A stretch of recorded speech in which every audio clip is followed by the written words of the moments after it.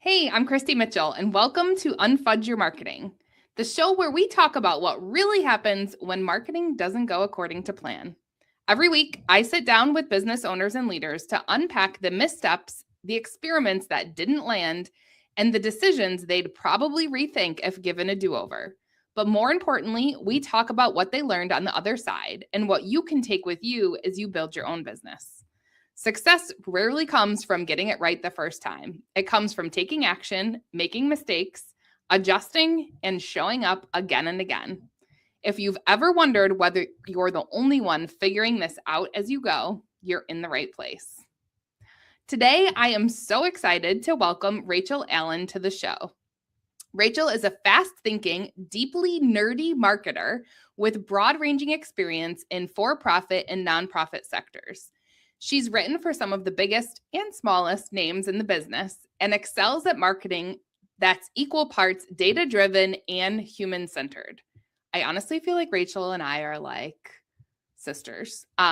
Just based on our quick conversation and me reading her bio, I feel like we have so much in common in terms of the way that we approach marketing. But having run a successful marketing business for 16 years with clients in 21 plus countries, Rachel's written for some of the top names in entrepreneurship, as well as influencers, brick and mortar businesses, and nonprofits around the world. Her work has contributed directly to high ROI launches, leaps in audience engagement, industry awards, relationships with top venture capital firms, and national level honors. And with that, I will welcome Rachel to the show. Hello. Thank you so much for having me. Thank you for being here. And I just want to say, I always start the show by how I've met my guests. And you and I connected through Podmatch. Yes. And I feel like Podmatch knows what they're doing because I feel like we're like a match made in heaven. And the work that we do is so similar. And the way that we approach our craft is so similar. So I'm really excited for this conversation today. We can nerd out on marketing together. I know. That's why I was like, as soon as I saw your profile, I was like, oh, I really want to be your friend and also talk shop. So I'm so glad that it worked out. Yes. I feel like this is going to be just the first of many conversations that we have. I think so too. Well, Rachel, I'm really excited because I honestly love all of my guests. But when I bring on a marketing person who is willing to talk about their own marketing mistakes, I feel like there is a level of credibility and vulnerability that comes out in the conversations and that really resonates with those tuning into the show. So I just want to say that up front. I really appreciate you coming on the show. And I know that everyone tuning in is going to take away some really valuable nuggets from this conversation because we are going to talk today about your own experience marketing your own business. And you have been at this for a while. So I'll leave it to you. Like, where do you kind of want to take us back to in terms of, well, give us, you've been doing this for over 16 years, you said, in your bio. So where do you want to kind of start this conversation about your own marketing with your business that you've been in for so long? Oh, I love that. So I really wanted to come on specifically because of the vulnerability element that you were talking about, because I work with so many clients who come to me and they have like a deep shame around marketing and like what they've done before and the things that haven't worked for them. And a lot of times they'll come to me when they're trying to solve a problem and they're like, this hasn't worked forever and I don't know why, please, can you help? But there's so much like emotional baggage that comes with that. So I wanted to come here and just be like, hey, also a human, it's my literal job to do this. And sometimes I do stuff that's silly and that doesn't work out as well, even when I'm doing things that work super well for my clients. So I just really appreciated the like approach to that. But the main, I suppose, mistake that I wanted us to focus on today was, despite doing very creative, like very interesting, out of the box, contrarian marketing for my clients, I realized about, 18 months ago, I was like, oh, I am bored to death with the marketing I'm doing for myself. And I had tried to avoid thinking about it. And I was like, oh, but like I could do something different. Oh. And I think it's one of those things where, the saying of like the cobbler's children have no shoes, like I can do great things for other people. And then I kind of had gone on autopilot with myself despite knowing better. Yeah. I really want to dig into this more because I want to know, well, before I share my own thoughts, because obviously I have a lot of them. That's why I have a podcast, so I can share my thoughts. But I'm curious, when you say the cobbler's kids have no shoes, right? We hear that all the time. It sounds to me, though, like you were doing your own marketing. Like you had marketing going out. It was maybe just the way you were approaching it. Is that accurate?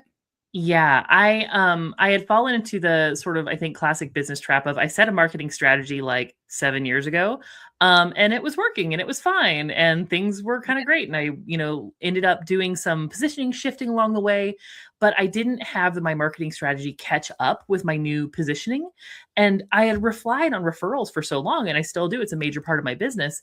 But I realized that I just didn't like I hadn't put brain space on my own marketing in nearly the way that I do for my clients.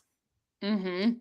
Yes. So the reason I wanted to ask that was because I have to share with you that it drives me nuts when I meet marketers who don't practice what they preach in terms of like at least having marketing going out. Like when I hear other marketers say like the cobbler kids have no shoes, I'm like, but why is someone going to hire you if you're not even like, if your website is like 10 years old or you don't like your forms are broken or you're not posting on social or you're not sending out like if you're doing nothing, I'm like, it's crazy to me. So I'm glad to hear that wasn't the case with you. You were doing the things. I think that this is a really cool like angle to look at this. And as you were, as you said, that trap that so many business owners fall into, you did the strategy and you just kept executing on it without taking that step back and being like, wait, we should probably refresh this. Yeah. And especially, I mean, I think that's the like trap of success as well, right? It worked, so why wouldn't I keep doing it? And it worked so well, but I was super busy with all this other stuff for my clients. So like, sure, I could just throw an Instagram post up, who cares? And I think another element in play for me there, which I'm curious if you've heard this with your other guest, is I was in this space where I was having some sort of subconscious repositioning because I've been growing and doing a lot of different types of work, but I hadn't really felt, I don't even know if the word is safe or able or focused enough to share that with the internet at large. And so I was like, oh, well, I'll just keep saying that it's the same old thing, even though that's not what people are coming to me for. That's not why people want to work with me. That's not how I actually show up with people. I just wasn't ready, I think, to show up in this evolved iteration. Sounds like super obnoxious thing to say, but like in this newer version of myself. Yes. Oh my God. I just want to say as a side note, like, I love that you were like hesitant to use that. I've recently gone through like some pretty major changes to my offers. And I'm always so careful about the words that I use because I'm like, I'm not pivoting. It's not a pivot. It's like a refresh and like an integration of like something new. In my case, I was talking to a friend about it and she was like, you've been doing this stuff almost behind your own back for like 6 years. And I was like, oh, you're so right. That's totally true. I am doing it, but I'm just like, don't look at it. It's fine, Yes. Right. So, Rachel, I'm curious, what kind of made you, it sounds like maybe this was like kind of a long time in the making of like realizing this was a problem that you needed to address. What kind of brought it to the forefront or like made you take action on it? So I track a bunch of metrics in my business every week. I look at like 14 to 20 metrics depending on the month and what's going on. And I realized that I was avoiding it. And I was like, oh, that's weird because I'm normally really good about checking my metrics. What's going on there? And I realized it was, of course, the same thing of like, oh, but I don't really want to see it because I don't really feel great about what I'm doing. So I don't want to look at it. And then when I realized that, I was like, wait, I know this game. The answer is to look at it and then decide to do something different. Right. Oh my gosh. And going back to kind of how we kicked off this conversation, you were saying how you have clients, right, who like have all this like shame and like negative feelings about marketing, which I see all the time as well. And so, this kind of like, oh, I'm avoiding that thing, which means I really need to address that thing. Absolutely. Yeah. So, okay. Well, oh, go ahead. And avoiding the thing that I'm telling all my clients to do. I was like, yeah, you do it. It works great for you, but not for me. I am terminally special. Yeah. Come on. Yes, right. I feel like I have the same thing when I like talk to my best friend and I'm like giving her life advice. And then she's like, remember you like had this too? And I was like, oh yeah. It's so much easier to tell someone else than it is to take that advice. So, okay, so the kind of tipping point for you was like realizing that you were avoiding the metrics, and you were avoiding the Mhm. metrics because you didn't really want to see what they had to say, because you knew you were kind of just, I don't, maybe this isn't fair for me to say, but the term that came to mind was like phoning it in, right? You're just kind of Yeah, going through the actually. Mhm. motions of Mhm. the Yeah, marketing that you kind were of doing putting the same out. thing. Yeah, and just being like a lot of my marketing has always been like relationship marketing, you know? Like I talk to people, I do a Hmm. ton of podcast interviews, I have a large like friend network, and that I was doing, but it was like I didn't want to show up publicly because I think I felt this internal incongruence between like where I was and how I had habitually shown up. And I had this Mm, like feeling, which I think a lot of my clients do, probably yours as well, of like, oh, but like it's not professional to show up in the way that mm, I am right now, which of course is like the only reason anybody mm. works with me is because they want to get to know me and they like me. But I'm like, oh no, Yes. please don't see me. Yeah. Yeah. So this whole feeling of like, it sounds like you were in one of those like messy middles. I like to Yeah. use that. Like, I'm in like a Hmm. messy middle of like, okay, things are shifting, things are changing, but I'm not, right. Like I haven't like totally revamped all my offers or refreshed all the pages on my website. And I'm in one of these Yeah. myself, right, at Yeah. this Yeah. exact moment. So I Hmm. totally get it. And so you're like, I can't really change the way I'm talking about things because I'm still kind of in the middle of the mess. Yeah. Is that And accurate? oh, 100%. And it feels weird to just be like, hello, email list. I'm not really sure what I'm doing, but also you should trust me to know what you're doing, you know? Yes. Yes. There's a fine line there. Yeah. So, how did you kind of start to decide how you were going to move forward on all that? Well, I had kind of been pushing up against it for a long time, and I talked to a bunch of coaches, I talked to a bunch of friends, and I finally had this conversation with an artist friend of mine, and she shows up like so much herself, and I was like, "Oh, I really want to be able to do that." Mm.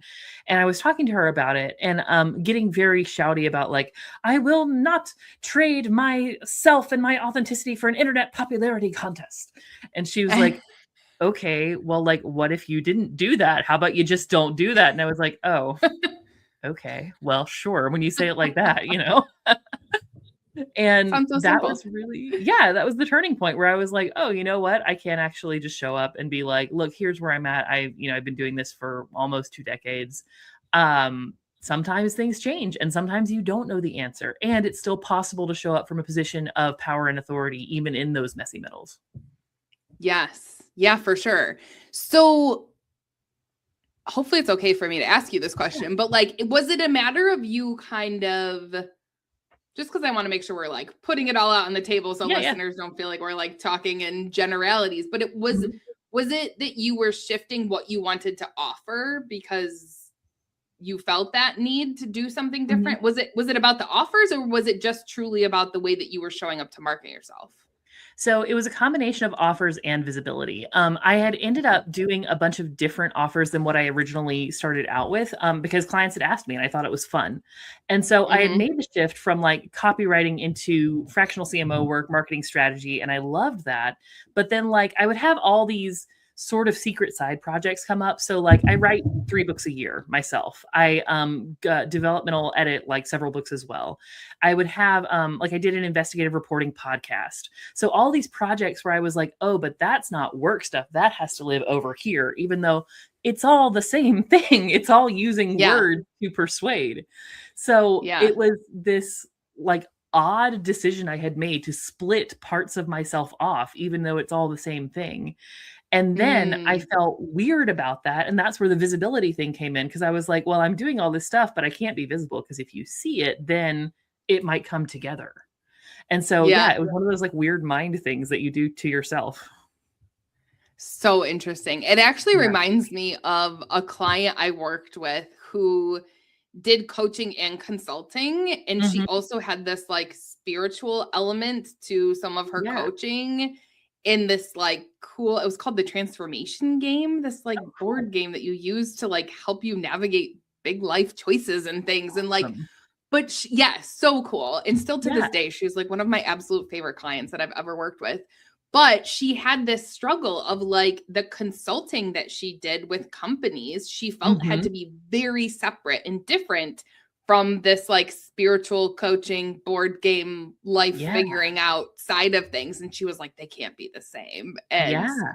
luckily I talked her into like, you are Excellent. one human, you are one brand. And so let's Yes. like do this holistically so that you can show up as your authentic self. Because when you're trying to hide these little pieces, it's no wonder that you struggle to show up. Yeah, Because exactly. you don't know which like mask to put on. Oh, okay, like last 90 seconds, that's your clip right there. I love that. That's so excellent. It's like, yeah, you don't know what mask to put on. And again, it was one of those things where like just to add an extra layer of frustration onto myself, I do this with clients all the time. I've had clients bring all sorts of things into their marketing they never thought would work. And I was so proud of them and so excited. But again, like with me, I'm like, oh, but my things are too strange. I'm different. Exactly. I'm the exception to the rule, clearly. Right. So I love this. It's so interesting to me. Mhm. I like don't even know what question I want to ask next. I guess I'm thinking like right through the whole story, right? Okay, so Yeah. you identified it, you really like dug down, realized what was holding you back. You realized what you needed to do differently because Mhm. you wanted to be able to just show up as yourself and be able to talk about probably all these amazing projects that you've been doing, even though they didn't Yeah. necessarily like quote fit the box of Yeah. what you had been saying you were doing. So how did you make that shift, or are you still in the middle of making it? Oh, I'm still in the middle of it. So we're like extra vulnerable today. I'm still in the middle of it. I'm Really? redoing my website. So I to bring sort of everything under one roof and to pull the through line of like ultimately it's about using your language. That's I even have a little mini book I wrote called Use Your Words. That's what it all comes back to. So Yeah. I'm doing that. I've been showing up and doing essentially amounts to micro blogging. Like I do a little Instagram video every day just about whatever I'm thinking about. And for me, that's a practice in both connection because that's what people want from me. Even though like I don't watch videos, to me it's very odd that anyone would want that of me, but I'm like, sure, whatever, I'll give you a video. And just showing up with whatever is on my mind that day. So it's sort of getting myself back into that rhythm. And I've been looking at just what I would do if it was for a client, which I know is like the obvious, like, of course, but why wouldn't we think of that before? But it's like, yeah, like, how can I make this weird? What can I do that's odd? What can I do that's so myself? And so I've got a couple of Mm-hmm. projects coming out along those lines, including I produce a magazine twice a year, and like a get it in the mail, touch it with your fingers magazine, very luxe. Yeah. And so things like that, where it's like, oh, on the outset, somebody looks at that and they're like, a magazine? What are you doing with a magazine in 2026? But people are Yeah. falling in love with it. So just following that instinct Yeah. of, I don't know, but let's give it a try. Right. Oh my gosh. And that experimentation mindset in marketing, Yeah. as we both know, and those listening to the show hopefully are learning if they haven't already, it's all a big experiment. We just have to try things Exactly. out and see what feels good and what gets us the results that we're looking for. Exactly. So it seems to me, Rachel, like you're already getting more excited to show up now that you've made some of these really big decisions. How has that impacted? I mean, you already Yeah. shared like the magazine, but what else has Yeah. been kind of impacted by these shifts that you're making? Well, one thing I've been doing is I actually emailed everybody on my list, everybody I've ever been on a podcast with, and everybody I've ever worked with, just to be like, hi, I'm still thinking about you. What's happening in your life? And I love I'm, that. hundreds and hundreds of people, but it's been so worth it because people have come back that, I hadn't spoken to in years. And I think we make up these stories in our minds about like, well, it's inappropriate to contact them if we haven't worked with them in 5 years. They were thrilled to hear from me. It was so exciting. And now I have all this Yes. energy and like possibilities for projects coming up that if I had been stuck in my own little mind hole about this, I would have never reached out and like never had that possibility come onto the table. So lots of Yes. really interesting things. And I'm teaching workshops again, including some locally, which I've really loved. Like being in person with people has been super exciting. And I'm I swear to God, we're the same person, Rachel. I love this so much. I totally got that feeling. I was like, yeah, I bet you're doing that too. I started to do more Yeah. in person this year because I was like, I'm kind of sick of virtual. Like a lot of my clients Everyone are is. virtual. They're Mhm. not in my local area, but I was like, gosh, I really want to be in a room teaching people again. Like there's just Yes, a different energy about it. totally. Like when you're, when you can shake their hands or like pass them a pen or something, it feels completely different. Yes. Yeah. And being able to read, right? Like Yes. how people are connecting with what you're saying. I actually did a masterclass recently for somebody else's audience. He likes to Mm, provide like the businesses he's connected with these yeah. resources. So I came in and taught and didn't realize it was going to be like a true webinar format where I Oh, couldn't see wow. anyone. Like they couldn't even turn their videos on. And I was like, oh Oh, gosh, I really don't like this. Like I need that like yeah. feedback, even if it's on a screen. I need to know what people's faces are saying. And there's some like Yeah. nodding and agreement and all of that. Totally. Oh, it's so disconcerting when you're like, sure, let me talk to the black box on screen. Oh, that's Yeah, let horrible. me just look at myself. I know. And then like Yeah, I thank don't know if you. you do this, but I'm always like, man, I need to get my eyebrows done. Like, like it's distracting to like watch myself while I'm talking. Yes, yes, for sure. This is so awesome though, Rachel. I'm so excited for you. I mean, it sounds Yeah. like you really, not only did you identify kind of what you were avoiding in your business and realizing what was kind of underneath that, why were avoiding it, understanding that you needed to have this next evolution of your business to talk about all these great projects that you're working on and kind of refresh everything. And then that led you to have more excitement and energy to try some new things. And you have the magazine and those daily, little micro blogs you're doing on Yeah. Instagram and teaching more in person. Like it just sounds like it's really infused this whole new like life into your marketing efforts, which I'm sure you're seeing results for.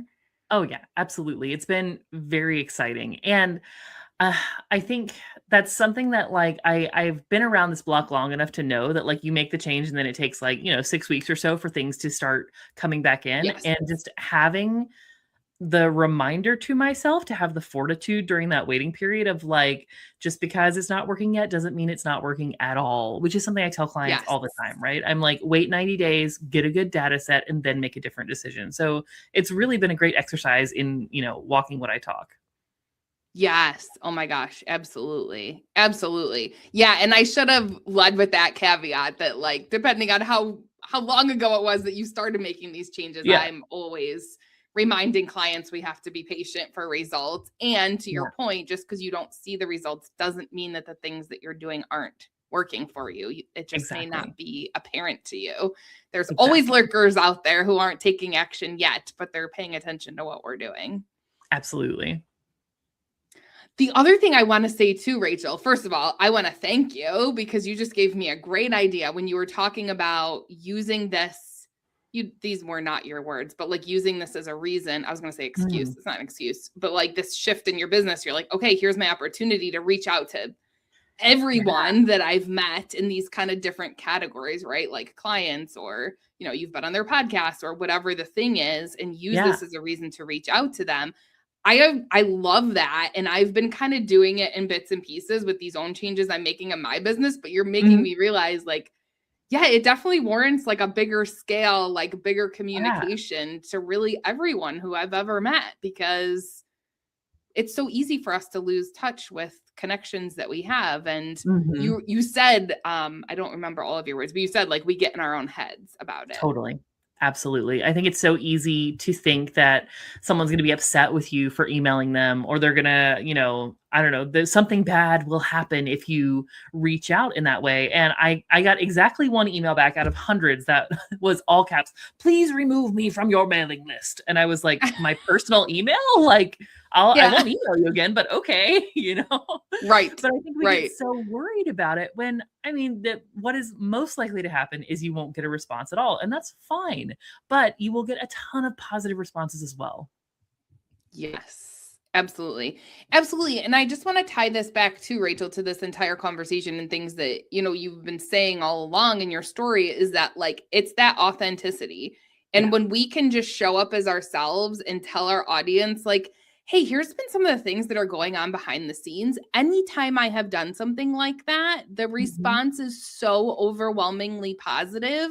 Yeah. It should be the catalyst that we need to keep doing more of that, because we're all human. We all make mistakes. We all, from time to time might go dark on our list and not send something Yeah. out as regularly as we wanted to. And using those opportunities to connect with people on a human level and just give them that sneak peek behind the curtain of what's been going on with us personally, professionally, whatever it might be, is just such a great opportunity to reconnect. Yeah. Oh, and I think that's the main word, right? It's connect, reconnect. It's a connection between people, which is what marketing is ultimately all about. I swear to God, we share a Yeah, brain. Like, I it's can see the crazy. mind meld. I feel it. Yes, for sure. Well, Rachel, we have covered so much great information in all of the different bits of, your story through this journey that you're still processing and working through. Is there any last kind of piece of advice that you want to leave for listeners today? Hmm. Well, the thing I always tell people is, when they come to me with like questions about marketing, is that human is the only move left. And I've been saying that for like 10 years now. But as you and I have both seen, the internet goes through these like 4 to 5 year cycles where something happens, something changes, and everyone's like, oh, marketing's done. Go home. You can't make any money on the internet anymore. It's all over. Sure, whatever. We've been doing this long enough to know that's just not the case. But the thing that always pulls businesses through is the more you are able to show up as human, as yourself, like Mm, that's what makes it work. That's what makes your marketing work. It's what helps your business survive. So that's the thing that I want you to carry in your brain, is that human is the only move left. I love that. I love that. I want to thank you sincerely so much for coming on the show, for sharing your own story so openly, so vulnerably. So very lastly, as we get ready to wrap up here, how can people learn more about you and the work that you do? You can find me at boltfromthebluecopywriting.com. You can also connect with me on LinkedIn or Instagram, or just email me and I will email you back with my very own fingers. I love it because you're human. Right, exactly. Awesome. Thank you so much, Rachel, for coming on the show. And yeah, I'm certain this is just the first of many conversations for us. Yeah, same. This has been amazing. Thank you. All right, everybody. Until next time.